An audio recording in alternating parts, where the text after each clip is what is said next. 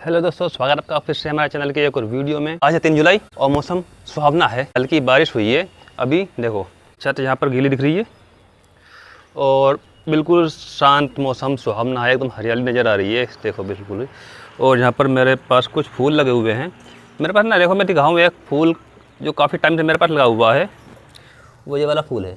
अभी क्या बारिश की वजह से फूल बंद हो गया है। मुझे अब तक इस फूल का नाम नहीं पता क्या नाम है। और इस फूल की एक खासियत, इस पेड़ की ना एक खासियत ये है कि जैसे ही गर्मी होगी तो ये एकदम सूख जाता है। देखो इस तरह लकड़ी ये सूख जाती है गर्मी में, लेकिन जैसे ही बारिश का पानी लगता है इसमें तो ये एकदम हरा हो गया। एक ये रहा और एक ये रहा। जैसे ही पानी लगता है तो एकदम हरा हो जाता है, फिर फूल निकलने शुरू हो जाते हैं। जो ये फूल हैं, ये फूल जब पूरे हो जाएंगे तो इसमें एक फली निकलती है। 3-4 इंच की फली होती है। उसके अंदर करीब 7 से 8 बीज होते हैं और जब वो एकदम पक जाती है एकदम तो अपने आप वो फूट जाती है। उसमें से बीज निकलने शुरू हो जाते हैं। तो मैंने काफ़ी इसके बीज इकट्ठे किए हुए हैं। जैसे मैं कहीं जाता हूँ तो इनके बीज ले जाकर डाल देता हूँ। अगर ये पौधा एक बार हो गया तो हर बार वहाँ पर उगता रहेगा। हमारे यहाँ पर एक मंदिर है बहुत पुराना, फूला देवी मंदिर।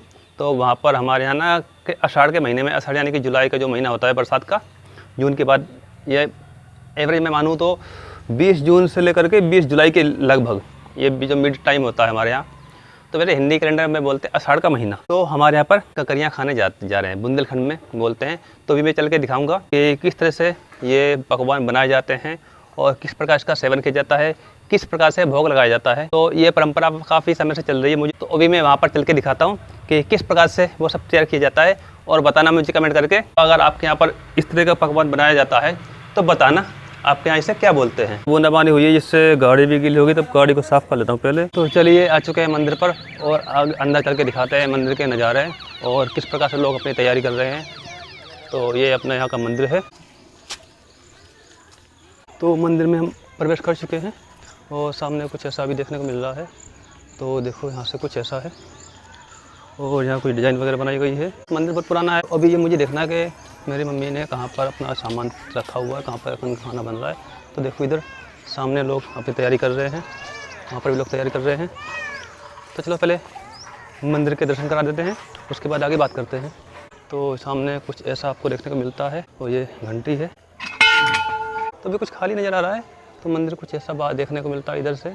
और सामने यहाँ से अंदर जाते हैं तो 2 शेर सबका स्वागत करते हैं। और यहाँ पर है छाएँ हैं और हवन यज्ञ करने के लिए कुंड बना हुआ है इधर। और यहाँ पर है माता रानी विराजमान, माँ फूला देवी। यहाँ पर माँ फूला देवी की आरती वो यहाँ पर लिखी हुई है। थोड़ा और देखते हैं इधर मंदिर में। यहाँ पर देखो, यहाँ पर लोग अब ये सब तैयारी कर रहे हैं बकरियाँ बनाने की। तो यहाँ पर हमारे प्रभु भोलेनाथ जी विराजमान हैं। तो पहले इनके दर्शन कर लेता हूँ, उसके बाद बाकी बातचीत करते हैं। यहाँ पर लोगों ने भोग लगाया हुआ अलग अलग जगह पर। और यहाँ पर नंदी महाराज विराजमान हैं। देखो लोग आ रहे हैं पूजा करने के लिए। यहाँ देखो ये 2 कबूतर हैं, यहाँ पर दाना चुग रहे हैं। और ठीक सामने जैसे ही हम इधर गेट से सीधे अंदर आते हैं, सीधे गेट से अंदर आते हैं तो ठीक सामने है ये शेषनाग जी। हमारे ये शेषनाग जी विराजमान हैं। और अभी मैं देख रहा हूँ पीछे साइड जो पूरा ये खाली, अभी पिछले साल में आया था जब, तो इस तरफ पीछे जो है ना, जो पूरा अभी खाली दिख रहा है, इस तरफ से पूरे मकान दिख रहे हैं। यहाँ पर खेत हुआ होते थे और इतना साफ दिख नहीं रहा था। और अब देख रहा हूँ कि बिल्कुल भी यहाँ पर पूरा प्लॉटिंग हो चुकी है। इधर पूरा मकान बन चुका है यार। इतना मुझे पता नहीं था कि ऐसा भी इधर मकान बन रहे हैं, प्लॉटिंग वगैरह हो रही है। ये तो पूरा इतना घना जंगल था कि सब सामने कुछ नज़र नहीं आता था उधर। तो अभी कुछ देख रहे हैं उधर कुछ पेड़ बचे हुए हैं। मुझे नहीं लगता है कुछ टाइम में वो पेड़ भी बचेंगे। तो पूरा ख़त्म हो रहा है।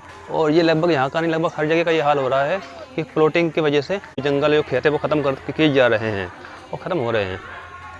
तो यहाँ पर देखो ये कह खप गाओ खुशबू, ये लो। तो गकरियाँ कुछ ऐसे बनती हैं हमारे यहाँ पर, आम के शरबत में खा रहे हैं। गकरियाँ खाने के लिए हमारे यहाँ पर तो पहले नॉर्मल जो आटा को हम गूंदते हैं, वो गूंदने के बाद फिर हाथ से इस तरह से ये रोटी बनाते हैं और फिर कंडे की जो आग होती है उपले की, उसमें सेकते हैं। फिर उसके बाद आम का बनाते हैं शरबत। तो अगर आपने आम का शरबत खाया हुआ तो पता होगा आम का शरबत गुड़ के साथ बना करके, थोड़ा पानी मिला करके और फिर खाते हैं तो अलग ही स्वाद आता है। तो बाकी आप जो देख रहे हो यहाँ पर लगभग सभी लोग, यहाँ पर सभी लोग आ रहे हैं, कुछ लोग आ रहे हैं, कुछ लोग आ चुके हैं। अपने घर से लोग जो भी सामान है उपले लाते हैं, साथ में शरबत बनाने के लिए आम गुड़ वगैरह ला करके बस यहीं पर लोग इकट्ठे होकर के खुद जो भी आसपास के लोगों को बोल देते हैं कि चलो इस दिन आपको हमें वहाँ चलना है। जैसे यहाँ पर जो मंदिर के आसपास है तो लोग इस मंदिर पर आते हैं, और कुछ दूरी पर है बगराजन मंदिर तो लोग वहाँ पर भी जाते हैं, और ऐसे ही लोग अलग अलग जगह पर जाते हैं एक ख़ास दिन को। जैसे कि एक टाइम होता है हमारे पास, आषाढ़ के बाद एक दिन होता है वहाँ पर जो पूजा होती है, पूजा होने के बाद ये गगरियाँ खाने शुरू कर देते हैं। आज यहाँ पर हम आए हैं और अब शुरू हो चुका है, और अभी हमारे यहाँ पर कई जगह लोगों ने कई जगह शुरू भी कर दिया होगा, कई जगह लोग गगरियाँ खाने शुरू कर देंगे। और कई बार क्या होता है बनाते बनाते ही बारिश आ जाती है, तो फिर उसका अलग ही मज़ा होता है कि सब कुछ तैयारी करके हम आए हैं, अचानक ही इंद्रदेव ने पानी गिरा दिया, यानी बरसात शुरू हो गई। तो एक बार क्या होता सब तैयार था, तो हमारा तो बन चुका था, कुछ लोगों का बन रहा था, तो अचानक से बारिश आ गई। उम्मीद नहीं थी बारिश की, लेकिन बारिश आ गई। तो ये देखो पीछे बगीचा है और सामने भी बगीचा है। तो क्या बारिश आ गई थी, तो लगभग जिनका बन चुका था वो लोग छाँव में जाकर बैठ गए थे, खा रहे थे, और जिनका बन रहा था उनका काफ़ी ज़्यादा नुकसान हो गया था, और जब गीला हो गया तो फिर बनाना मुश्किल हो गया था। तो ऐसा चलता रहता है। तो अभी बस शायद हमारा बन रहा है या बन चुका है, तो अब मैं भी खाना खाने जा रहा हूँ, और सुबह से मैंने भी खाना नहीं खाया है। तो कुछ ऐसा दिखता है माँ फूला देवी मंदिर। और हाँ, इस मंदिर पर बता दूँ, छतरपुर में ये मंदिर है, और यहाँ पर शायद महीने की मुझे तारीख तो याद नहीं, शायद 6 तारीख या 26 तारीख को यहाँ पर लगता है आँखों का कैंप। तो यहाँ कहीं कैंप वाला बैनर नज़र नहीं आ रहा फ़िलहाल में, और पता नहीं वो कैंप लग रहा है या नहीं।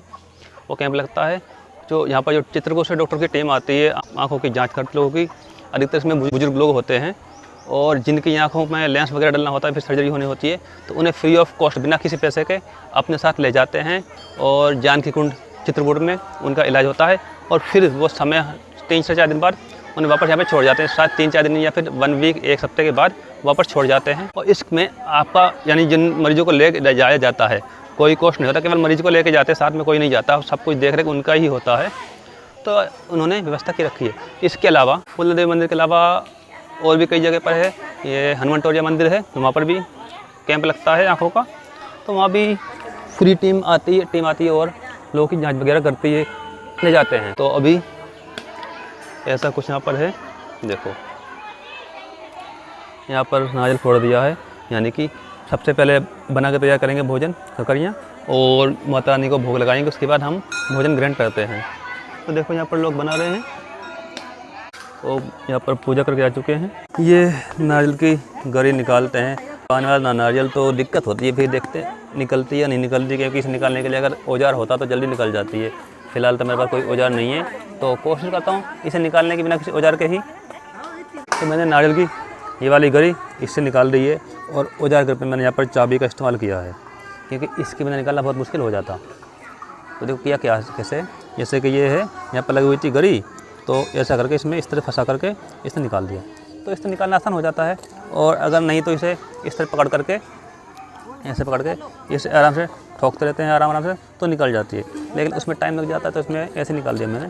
तो अब चलो खाना खाते हैं। तो हमारा शरबत बनके तैयार हो चुका है आम का, इसमें हम गुड़ मिला करके थोड़ा मीठा का स्वाद दे रहे हैं, और अपनी गरी आम का शरबत और ये गगरियाँ, ये गरी, थोड़ा सा प्रसाद। पहले प्रसाद ग्रहण करते हैं।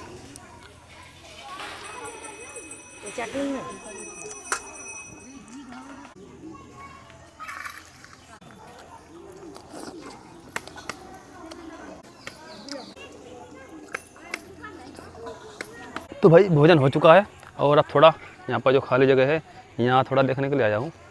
यहाँ पता नहीं क्या है, और सामने शायद कुआं है, तो कुआं देखता हूँ कुआं किस तरह का है, और कुछ ऐसा इधर खाली पड़ा हुआ है, तो मुझे कुछ समझ नहीं आ रहा। यहाँ पर शायद खेती वगैरह थी या फिर बगीचा था, तो ये कुआं कुछ इस तरह का है। और देखो ये जो दिख रहा है ना, यहाँ क्या है, एक ये रहा, एक ये रहा। तो मुझे लग रहा है पुराने टाइम में यहाँ पर जो बैल होते थे उनके पीने के लिए पानी इकट्ठा करते होंगे। तो कुआं कैसा है नीचे देखते हैं।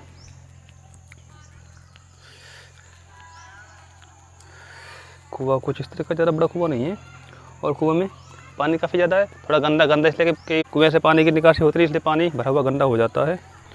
और ये कुछ ऐसा है, शायद मुझे लगता है एक टाइम पे यहाँ पर अखड़ा रहा होगा। और ये जो दिख रही है बेल, बड़े बड़े पत्ते, ये लौकी के, हाँ लौकी की पूरी पौध ये है। और बाकी इसमें कूड़ा करकट चारा वगैरह है। और हाँ मैं बोला था ये पीछे साइड जो दिख रहा है ना, देखो अगर इस तरफ देखो, ये इस तरफ देखो तो जो पेड़ दिख रहे हैं ठीक इसी तरह घने पेड़ ठीक पूरे सामने थे, लेकिन अब यहाँ के पूरे पेड़ कट चुके हैं।